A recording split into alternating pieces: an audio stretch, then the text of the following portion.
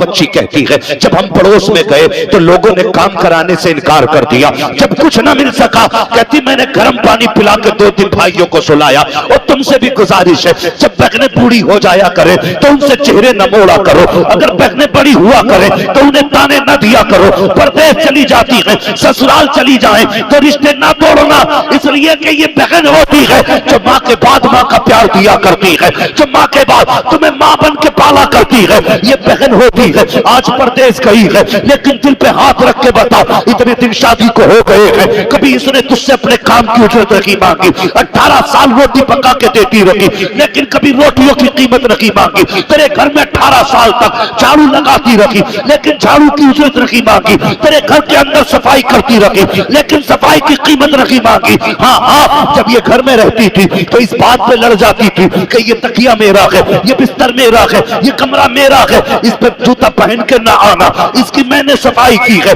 लेकिन बता, सच बताना प्यारे, जिस दिन से अपनी ससुराल गई है एक दिन भी आके इसने ये कहा हो कि ये कमरा मेरा था, ये तकिया मेरा था, ये बिस्तर मेरा था? कोई नहीं बता सकता। कभी हक नहीं मांगा करती है, जब आती है उस दिन आने के बाद इसको पता कि इसमें मेरा भी हक है, ये मेरा भी घर है, मेरे बाप का भी घर है, लेकिन आके ऐसे खड़ी हो जाती है जैसे कोई अजनबी खड़ा हो। अगर भाई बैठने ना कहे तो बहन बैठा नहीं करती है, भाई खाने ना कहे तो बहन खाया नहीं करती है। हया नहीं चाहिए। अगर बेटियां चली जाएं ससुराल में, तेरे दरवाजे पे आए तो चेहरा ना बिगाड़ना, मुस्कुरा के इस्तकबाल करना। अगर बेटी राजी होगी तो कब्र में बाप की रूह भी तुझसे राजी हो जाएगी। जिंदाबाद जिंदाबाद जिंदाबाद, बहुत अच्छा, जिंदाबाद। एक हंगामा महशर हो तो भूलूं उसको जी, सैकड़ों बातों का रहने के ख्याल आता है। जिंदाबाद। यही दिल दुखता है मेरा, जिस बहन ने 18 साल रोटी बना के खिलाई, आज उसके नसीब में भाई के दस्तरखान पे 2 रोटियां नहीं रही।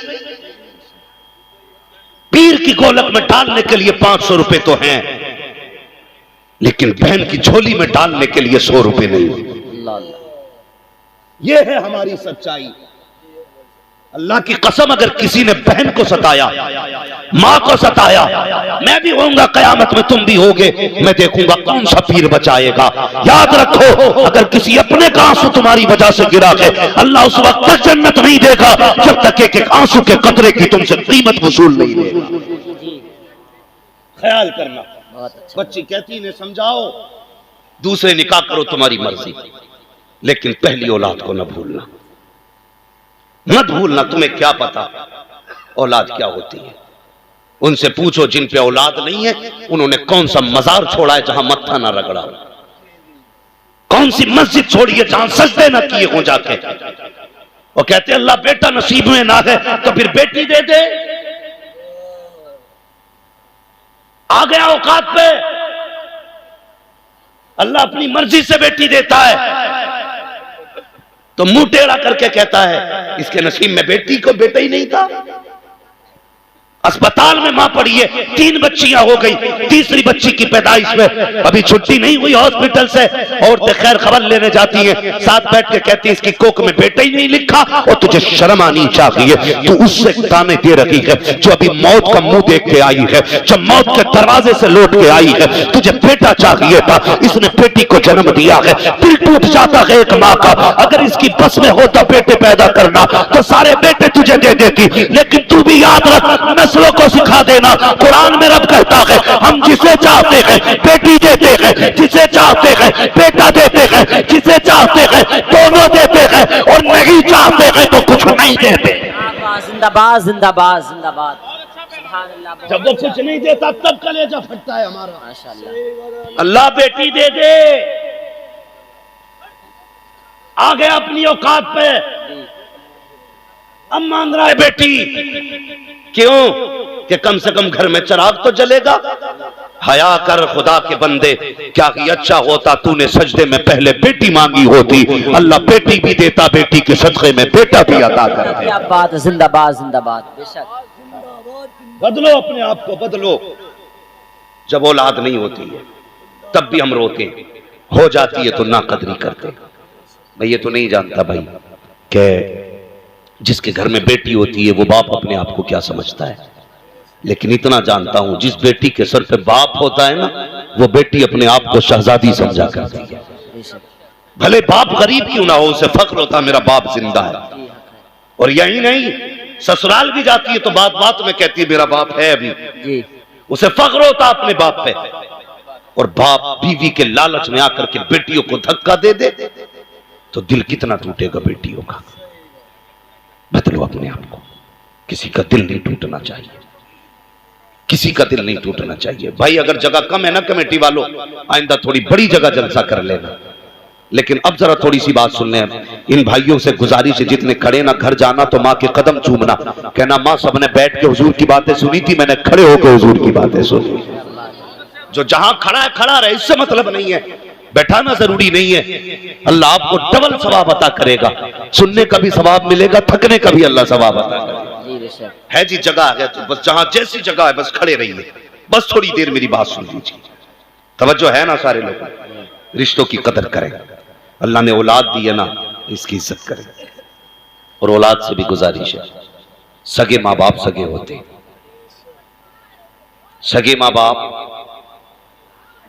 माँ बाप उनके जैसा कोई नहीं होता, जी कोई नहीं होता। आज हर घर का झगड़ा है। बुढ़ापे में ना सर्दियों में खांसी ज्यादा होती है, बलगम भी बनता है, तो घिन करती हैं कि अपने बाप की खाट बाहर डालो, इसका थूक नहीं देखा जाता, इसकी खांसी से हमसे रोटी नहीं खाई जाती। अपनी बीवी से पूछ, अगर इस चारपाई पे तेरा बाप पड़ा होता तो क्या उसकी भी चारपाई बाहर डलवाती? जी उसके थूक से भी नफरत होती तुझे? कोई बेटी अपने बाप के थूक से नफरत नहीं करती, तो फिर बहू होकर के ससुर के थूक से नफरत क्यों कर रही है? पूछो अपनी बीवियों से, कितने बूढ़ों की चारपाइयां चार दीवारी के बाहर पड़ी हो। जी जाओ जाके देखो, लोग कहते हैं मैं अपने बाप से प्यार करता हूं। पहचान ये है, अगर आग बुझने के बाद भी कोई बूढ़ा राख पे बैठा रह जाए तो समझ लेना इसकी घर में बेटे इज्जत नहीं करते। हाँ, आग बुझने के बाद भी अगर राख पे बंदा बैठा रह जाए तो समझ लेना इसकी घर में जगह नहीं। खुदा के वास्ते अपने कंबल से पहले अपने बाप का कंबल चेक करो, अपने बिस्तर से पहले अपने बाप का बिस्तर चेक करो। तू जिस कमरे में लेटता उसमें हवा को जाने का रास्ता नहीं, और बाप जिस छप्पर में लेटा है उसमें चांदनी भी छन के आ रही है। अल्लाह अकबर। इसी दिन के लिए तुझे पैदा किया था कि तू गर्म बिस्तर में लेटे और बुढ़ापे में बाप फटे कंबल में लिपट के बैठे। लायक बेटा वो नहीं है जो मूंछ पे ताव दे के जीता है, लायक बेटा वो है जो बाप के कदमों में सर रख के जीता। क्या बात है, क्या पैगाम है। हाँ, बीवियों के कहने पे माँ बाप को फेंकना मत। हम तो भाई हम भी शादीशुदा लोग हैं, अल्लाह का करम, ऐसा नहीं है मौलवी इतना कड़वा बोल रहा तो इसकी ना हुई होगी, कोई हमारी भी है, लेकिन हमारा उसूल है, हमारी जिंदगी का फर्स्ट मेंबर हमारे माँ बाप है, उसके बाद पूरा परिवार है हमारा। हाँ, वो आपने नहीं सुना, किताबों में वाकया आया, एक शख्स था बड़ा फर्माबरदार था माँ बाप का, वो बकरियां चराया करता था। एक दिन इत्तेफाक से ना रात को लेट हो गया, वो जब आया ना तो माँ बाप सो चुके थे, और उसने बकरियों का दूध निकाला, बच्चे उसके पैर से लिपट के दूध मांगते रहे। उसने कहा नहीं, यह हक पहले मेरे माँ बाप का है। पूरी रात बच्चे रोते रहे, उसने माँ बाप से पहले दूध नहीं पिलाया। ये नेकी उसने की। जब फंसा एक दिन एक गार में, वो पत्थर आके गिर गया, सबने अपनी अपनी दुआएं मांगी, 3 यार थे। फिर इसने कहा या अल्लाह, अगर मैंने कोई नेकी की है तो मालिक उस नेकी के बदले में इस पत्थर को हटा दे। इतना कहना था, पत्थर खुद ब खुद हट गया हाथ के इशारे से। उसने कहा यार तूने कौन सी नेकी की? कहना एक रात मैंने अपने माँ बाप के लिए अपने बच्चों को भूखा रखा था। हमारी जिंदगी का पहला मेंबर हमारे माँ बाप जी, तो यही होना चाहिए। मैं ये भी नहीं कहता औरतों के गले घोट दो, उन्हें जान से मार दो, नहीं, उनको भी उनका हक देना है, इसलिए कि वो जो आई है ना, अपना सब कुछ तेरे लिए छोड़ के आई है। इस मौजू पे इंशाअल्लाह कभी फिर गुफ्तगू करूंगा, बस मेरी बात सुने। जो सगे होते हैं वो कोई नहीं होता। और सुने, एक बहू ने, औरत ने पेशेवर से कहा सुनिए जी, कहा क्या कि ऐसा करो ना, अपनी माँ को ना ओल्ड हाउस छोड़ाओ। उसने कहा मैं कैसे छोड़ सकता हूँ? कहा देखो ये बुढ़िया हो गई, इसकी खांसी नहीं देखी जाती, इसे निकालो ना घर से। उसने बहुत दिमाग लगाया, दिमाग लगाते लगाते इस नतीजे को पहुंचा, इस नतीजे को पहुंचा। उसने एक दिन मां के पास बैठा। बहुत गौर से मेरी बात सुनना नौजवान, अंदाज़े बयां मेरा बहुत शौक नहीं है, शायद कि उतर जाए तेरे दिल में मेरी बात। बैठा मां के पास, कहने लगा मां कहां बेटा? कहा मेरा जी करता आज मैं तुझे घुमाने लेके जाऊं। इतनी बात बेटे ने कही ना तो मां का दिल मचल गया। इतना सुनते ही मां की जबान से दुआएं निकलना शुरू हो गई। लेकिन उसे पता नहीं था, हम संडे संडे बीवी को लेके जाते और बाजारों में जाकर देखो पैर रखने जगह नहीं मिलती। पूछो क्या आज संडे है, लोग औरतों को घुमाने लाए। रोज हर हफ्ते बीवी को लेके जाते हो, एक दिन महीने में मां को भी ले जाया करो। मां को भी एक दिन ले जाया करो। कभी उसका हाथ पकड़ के उसे भी दुनिया दिखाओ, दिखाओ ना कभी। हमें बाप ने तब कंधे पे ढोया जब साइकिल न थी। आज हमसे बाप नहीं ढुलता जबकि हमारे पास 4 पहियों वाली गाड़ी है। फैसला सही करना चाहिए। जिस बाप ने कंधों पे बैठाया आज उसकी जगह हमारी गाड़ी तक में नहीं है। याद रखिएगा मेरी बात। कभी मां बाप को भी ले जाया करो। उसने कहा मां मैं तुझे घुमाना चाहता हूं। मां बड़ी खुश हुई, बेटे चल। मां बेटे की गाड़ी में बैठ गई। मां कहती जाती बेटे ये क्या है? कहा मां ये मैरिज हॉल है। ये क्या है? कहा ये शोरूम है। ये क्या है? ये फला बिल्डिंग है। ये क्या है? ये फला कंपनी है। पूछती गई, बताता गया। एक मंजिल आ गई, गाड़ी रुकी। मां जरा बाहर आ। मां बाहर निकली। जैसी बाहर निकली और मां बिल्डिंग देख के कहने लगी बेटे ये कहां क्या है? बच्चा कहने लगा मां ये ओल्ड हाउस है। बेटे ये क्या होता है? कहा मां बूढ़े लोग यहीं पे रहा करते। इतना सुना मां समझ गई। उसने कहा मां आज के बाद तुझे भी यहीं रहना है। बस फिर क्या था? जब इतना सुना ना तो मुझे बताओ मां को क्या याद नहीं आया होगा। वो बचपन में सूखे सीने पर लेटाना, गीले बिस्तर पर लेटना मां को याद नहीं आया? वो जब तेरे दांत नहीं थे अपने मुंह से चबा के लुक में खिलाना मां को आज याद आ रहा था। आज मां सोच रही थी एक बार रोता था मैं पूरी रात जागती थी, ये एक बार चीख देता था मैं पूरी रात बैठी रहती थी। किस दिल के लिए मैंने इसे पाला था? कहता मां दिल थोड़ा न करना, जब जरूरत होगी मैं आता जाता रहूंगा। तू कहेगी मैं आ जाया करूंगा। मां थी। बेटे की खुशी में कोई भी उसने रुकावट नहीं डाली। मां चुपचाप बैठी रह गई। अल्लाह अकबर। नतीजा ये हुआ जैसे बेटा जाने लगा है मां ने बेटे को जाते हुए देखा। चाहती थी आज आवाज दे के पूछे पता मैंने इस दिन के लिए दूध पिलाया था या इस दिन के लिए तुझे पाला था, लेकिन मां थी कुछ न कह सकी। अपनी खुशियों को बेटे की खुशियों पे कुर्बान कर दिया। जब बेटा चला गया उसी ओल्ड हाउस की कुछ औरतें बाहर निकल करके आई। आने के बाद उन्होंने उस औरत को चारों तरफ से घेरा।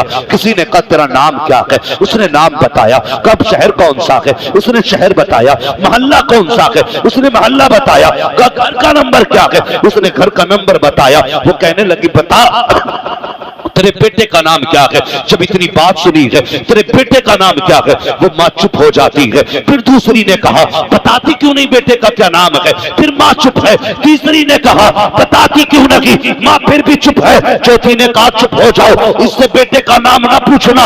ये इसलिए अपने बेटे का नाम नकीले रखी है क्योंकि इसका बेटा इतना कमीना है कहीं से छोड़ के चला गया है और ये अपने बेटे से नाराज है इसलिए नाम नकी बता रखी है। जैसी बेटे को कमीना कहते सुना अब क्या था? मां ने सारी ताकत को इकट्ठा किया, सारी ताकत को जमा किया और अपने बुढ़ापे की ताकत को इकट्ठा करके होठों पे जंबिश आई। उसने कहा खबरदार मेरे बेटे को कमीना ना कहना। कहा फिर नाम क्यों नहीं बताती? कहा सुन मैं अपने बेटे से नाराज नहीं हूं। कहा नाम क्यों नहीं बताया? कहा नाम बताने की वजह यह है कि मेरा बेटा शहर में इज्जतदार है, मुआशरे में उसकी वैल्यू है। अगर नाम बताऊंगी तो मेरा बेटा जलील हो जाएगा और मां होकर के अपने बेटे को जलील नहीं कर सकती। उसने कहा तू कैसी मां है? तुझे बेटा छोड़ के चला गया फिर भी नाम बताने तैयार नहीं। मां ने कहा था चुप हो जा, जो उसने किया है वह बेटे का किरदार है, जो मैं कर लगी हुई है एक मां का किरदार। जिंदाबाद जिंदाबाद। सुभान अल्लाह सुभान अल्लाह। ये मां होती है। खुदा के बंदो मां सुभान अल्लाह। मां की कदर करना। बाप मां होती है। अगर मां चली गई ना पैसा तो होगा तुम्हारे पास, मां नहीं। मेरे एक दोस्त थे कानपुर में।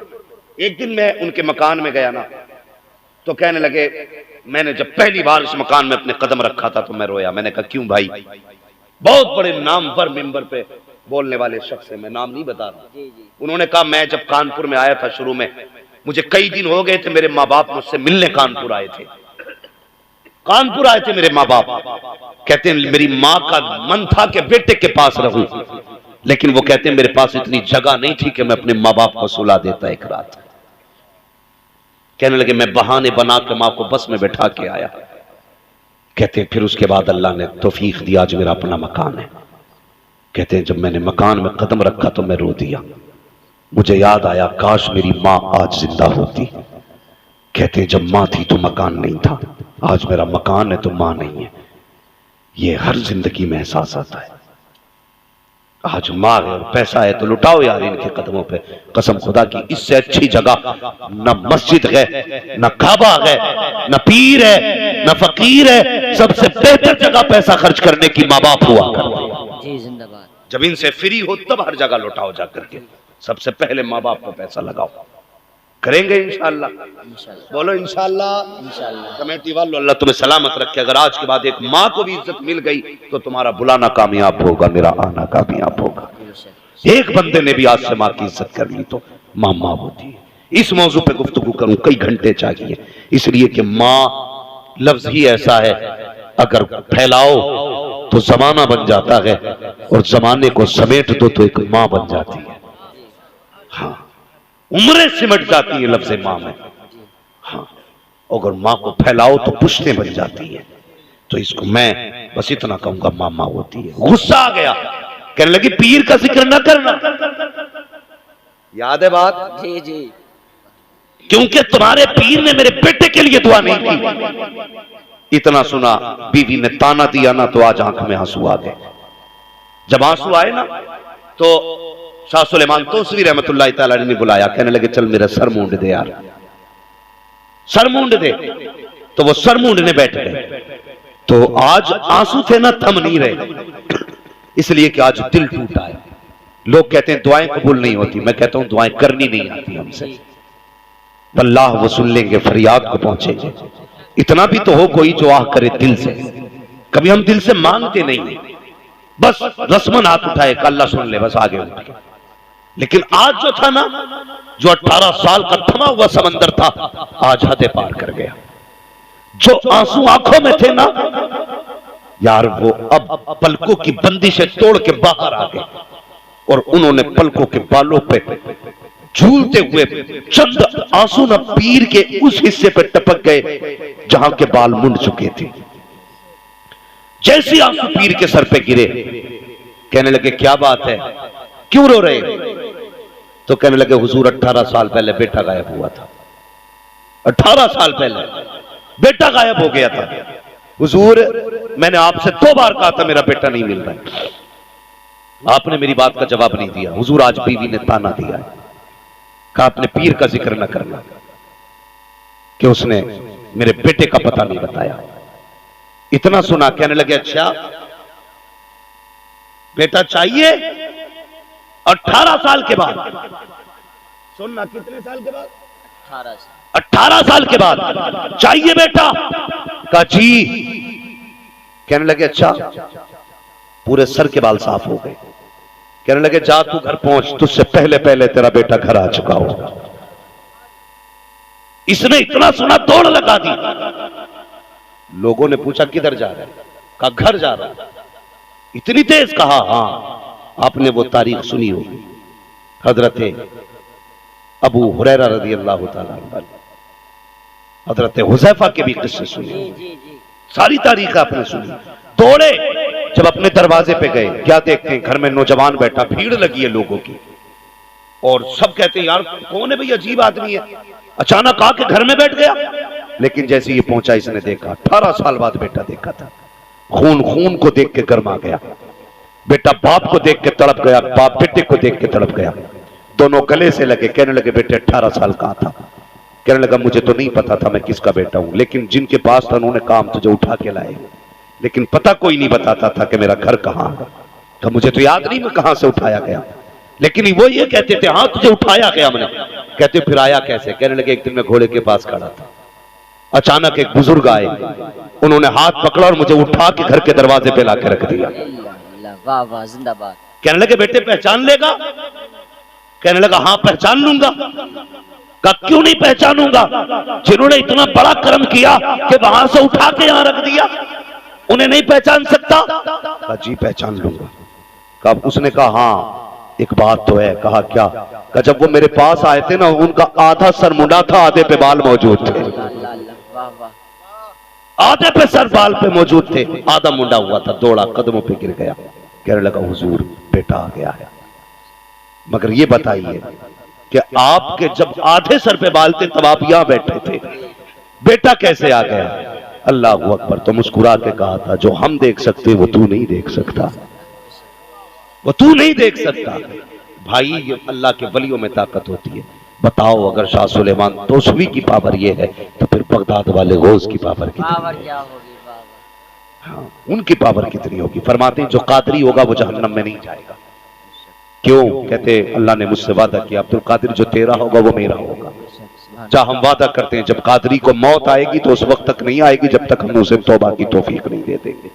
तभी तो बरेली वाले कहते हैं कादरी कर, कादरी रख, कादरियों में उठा, कदर अब्दुल कादिर कुदरत नुमा के वास्ते। करेंगे इंशाअल्लाह, अमल करेंगे सारी बातों पे। सबसे ज्यादा जरूरी है हम अपने करीब वाले लोगों को देखें, अपने रिश्तेदारों को देखें, अपने अज़्ज़ा तरीबा को देखें। जब वो फारिग हो तब अपनी जरूरत के अलावा सामान पैसा उन लोगों को दें जो मुस्तहिक हैं इसके।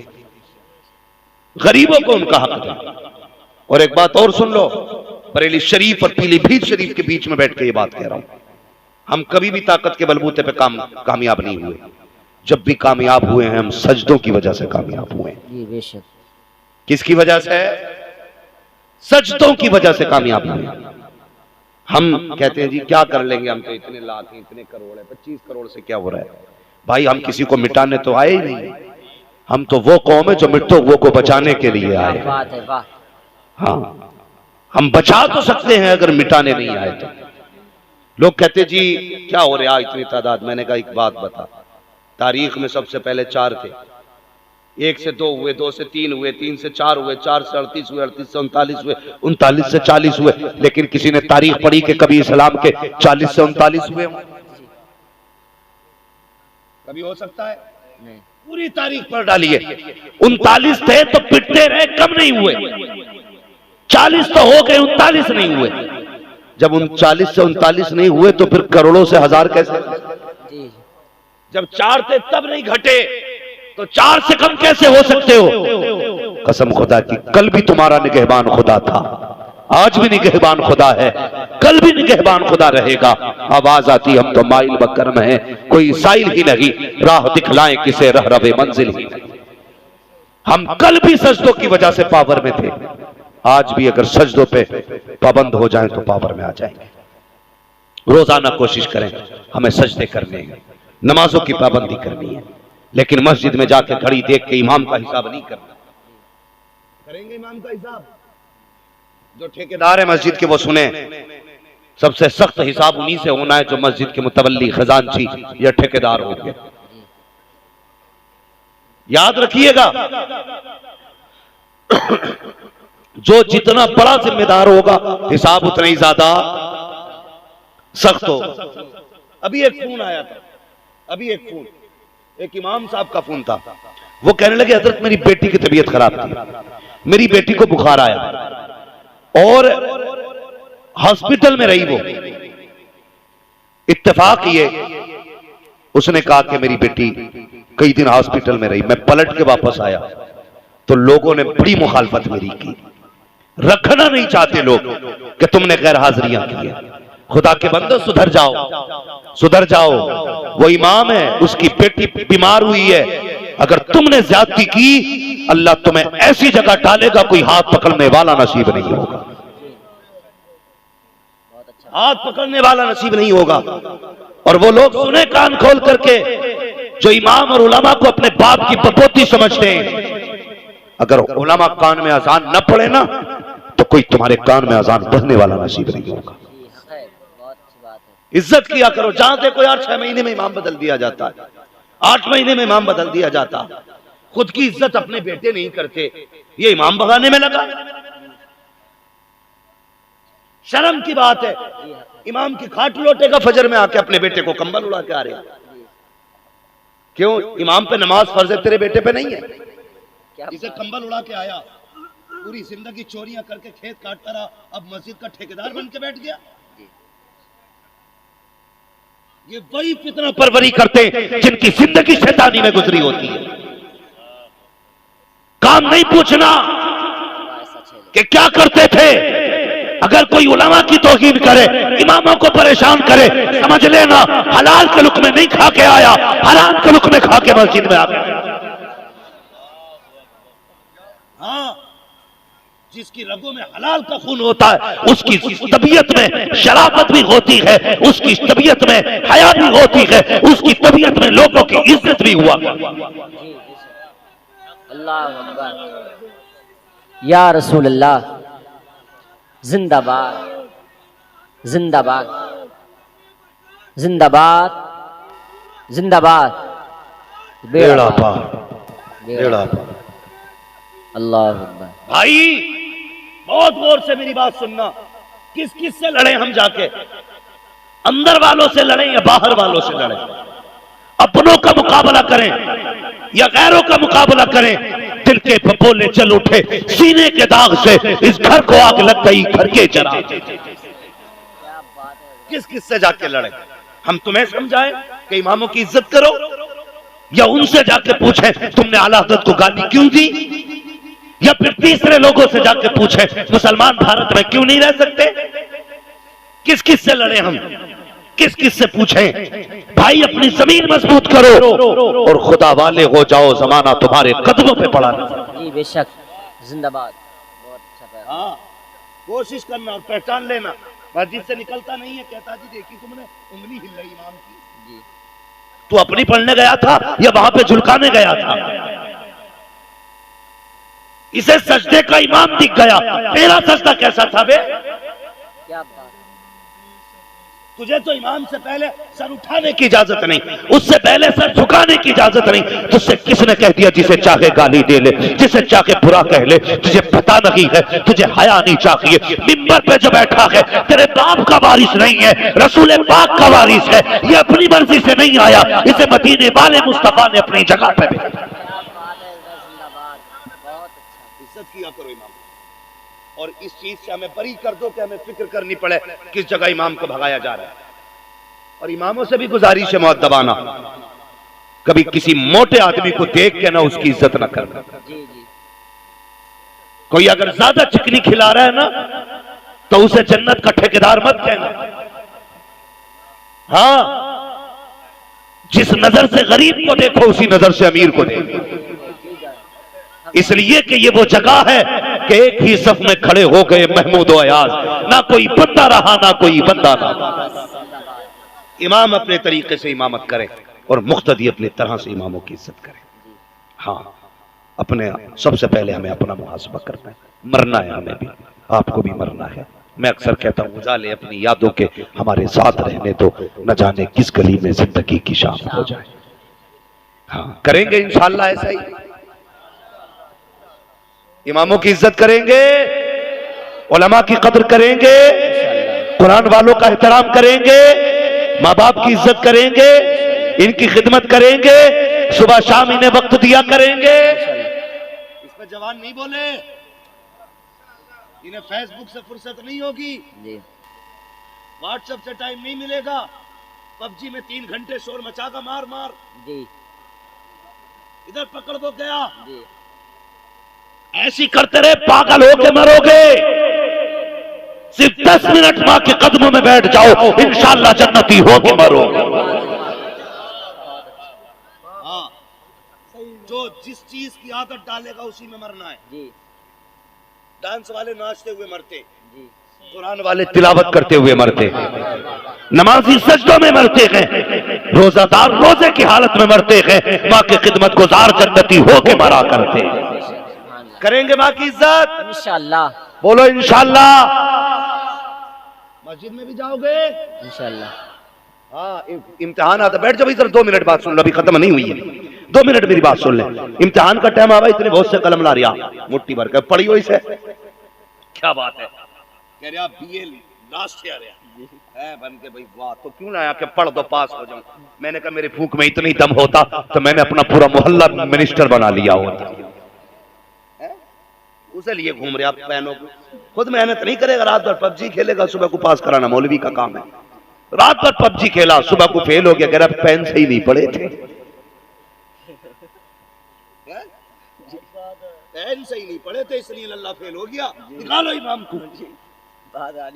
ये मेरे जवानों, मेरे बच्चों, अगर काम आया करे ना तो मेहनत किया करो, मेहनत करके फिर सजदे में सर रख के कहा करो, या अल्लाह जो मेरा काम था मैंने कर दिया, जो तेरा काम है तू कर दे। इतना कहने की देर है, वो 70 माओं से ज्यादा प्यार करने वाला, 70 माओं से ज्यादा सर रख के सजदे में दिखा दे, वो कहेगा जा तूने अपना काम किया, अब हमारा काम देख। हाँ, तेरी मेहनत से शायद तुझे 80% नंबर मिले, जब खुदा रहमत करता है तो 97% अल्लाह नंबर अता करा दे।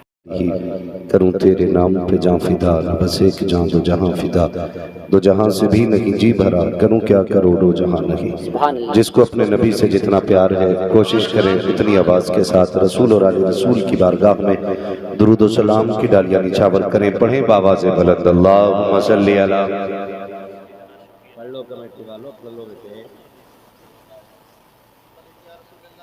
सारे लोग बावाज़े बुलंद पढ़ें, अल्लाहुम्मा सल्ली अला सय्यिदिना व नबीना मौलाना मुहम्मद इमादिल जूदी वल करम व आलिहि व अस्हाबिहि व बारिक व सल्लिम सलातुन व सलामुन अलैका या रसूल अल्लाह सल्लल्लाहु तआला अलैहि वसल्लम।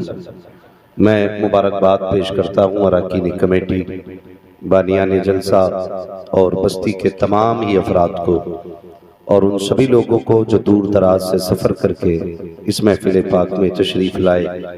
अल्लाह करीम सबकी हाज़िरी अपनी बारगाह में कबूल फरमाए और इस महफिल को सबके लिए मौला करीम ज़रिया निजात बना। आज चूँकि इस अजीम महफिल का ताल्लुक ताजदार बगदाद से है और मुझे आज तक बरेली का एक पैगाम ऐसा लगता है कि हर वक्त कानों में गूंजता है, और वो बड़ा प्यारा पैगाम है। बरेली से आवाज़ आती है, कादरी कर कादरी रख कादरियों में उठा, कदर अब्दुल कादिर कुदरत नुमा के वास्ते। आपने बड़े अच्छे अच्छे कलाम भाई जमील अख्तर साहब, भाई नईम अख्तर साहब और जुमला उलमा और शुआरा से सुने। मिंबर शरीफ पर आप देख रहे हैं उलमाए अहले सुन्नत की बड़ी मुबारक जमात जलवागर है, और मेरे सामने जितने भी बैठे हैं यकीनन सब अल्लाह और उसके रसूल से मोहब्बत करने वाले लोग बैठे हैं। और मेरी दुआ है अल्लाह इस कमेटी के तमाम अफराद को दिन दूनी रात चौगनी तरक्कियाँ अता फरमाए और इनको दोनों जहान की नेमतें बरकतें अता फरमाए। ये है दामन ये है गरेबा आओ कोई काम करें, ये है दामन ये है गरेबा आओ कोई काम करें, मौसम का मुंह तकते रहना काम नहीं दीवानों का। रात काफी ठंडी होती जा रही है, वक्त बड़ी तेजी के साथ गुजरता जा रहा है, और जो लोग खड़े हैं ना उनसे मेरा एक मशवरा है उनके लिए। मर्जी है आपकी बैठ के सुने या खड़े होके सुने, मैं तो कभी किसी से कहते ही नहीं भाई कि आगे आ जाओ या बैठ जाओ। लोग भी बड़े अच्छे ना, कह दो इधर आ जा तो उधर को चले जाते हैं। हाँ तो मगर मैं फिक्र नहीं करता किसी के आने और ना आने की। मेरा अपना एक उसूल है और मेरा अकीदा भी ये है कि महबूब की महफिल को महबूब सजाते हैं, क्या बात है, बात। आते हैं वही जिनको सरकार बुलाते हैं। सुभान अल्लाह, सुभान अल्लाह। जो बोले उसकी मर्जी और जो ना बोले उसकी मर्जी, अपना कोई फर्क ही नहीं पड़ता। ना ये फिक्र है कि कौन सुभान अल्लाह कहेगा, ना ये मतलब है कौन नारा लगाएगा। क्यों? तो बंदा सुभान अल्लाह तब कहता है जब कोई बात दिल पे जाके लगती है और दिल मचलता है ना, तो उसकी जो सदा होती है वो सुभान अल्लाह हुआ जी, सुभान अल्लाह। हाँ, ये हमारे हकीम साहब हैं, ये शायद उन्होंने मेरी नब्ज पकड़ ली और ये पहले इनाम देके जा रहे हैं, अल्लाह सलामत रखे। कभी कभी सोचता हूँ ना कि ये वो पैसा है, कभी देखता हूँ मैं कोई नात पढ़ता होता है, वो पढ़ने वाले बोलने वाले का पैर इस पे आता नहीं, इसको कभी पैरों में न डाला करो, साइड से रखा करो, ये आम पैसा नहीं है। एक वो पैसा जो नजराने में मिलता है, एक वो पैसा जो मेहनताने में मिलता है, ये वो पैसा है जो हुजूर की बातें बताने में मिलता है। क्या बात है, वाह वाह वाह। ये बड़ा बरकत वाला पैसा होता है। जी बेशक। और कोशिश ये किया करें, तमाम शोहरा को मेरा मशवरा है, आप नजराना अपने अकाउंट में डालें, ठीक है, आप बाकी का पैसा अपने पास रखें, लेकिन जो इनाम मिलता है ना वो अपनी माँ को जाके दिया करें। मैं समझता हूँ इस अच्छे पैसे